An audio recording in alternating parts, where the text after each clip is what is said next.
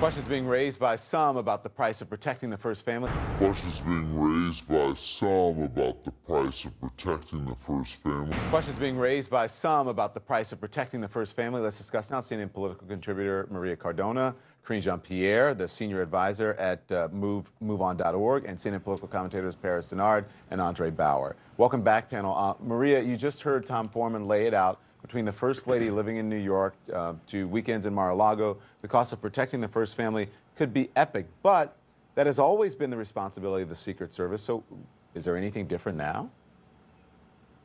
Well, there is a couple of things different here, Don. First of all, hypocrisy, which is nothing new when it comes to the Trump administration. He's full of hypocrisy day in and day out. He not only lambasted President Obama every time he would go on a trip saying that it's taxpayer money, how shameful it is, that he doesn't spend enough time at the White House, that he's golfing every weekend.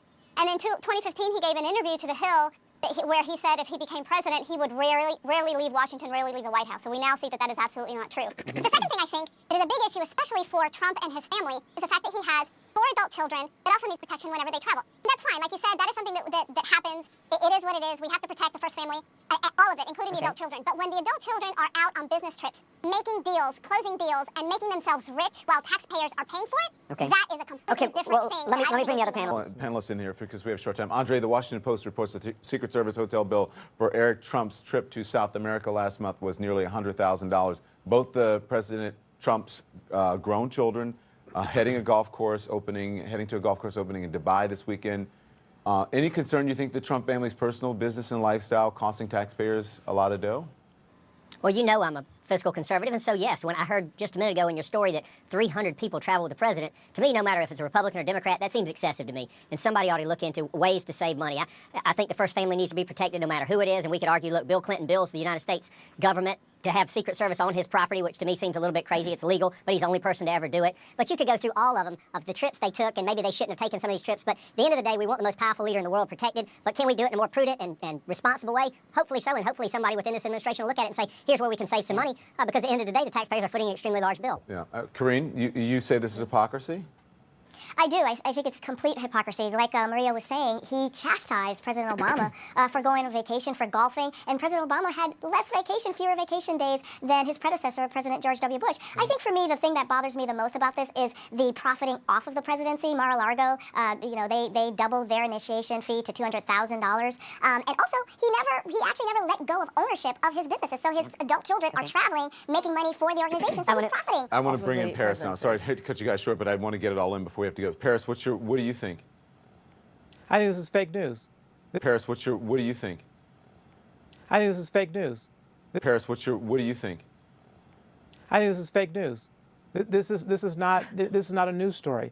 Don, tell me what about it is fake, Paris. We're going to go. Are we going down this road again? Yeah, we are. Come on, Paris. I didn't interrupt any of you all. Let me just tell you why. The president is not breaking any laws, and he's not doing anything. It's not his okay, fault. Paris, hold on. Let me ask you this. No. Let me ask you. I'm going to let you finish. I'm going to let you finish. Do you actually know what the definition of fake news is? What we're doing right now? Do you actually know what the definition of fake news is? What we're doing right now? Do you actually know what the definition of fake news is?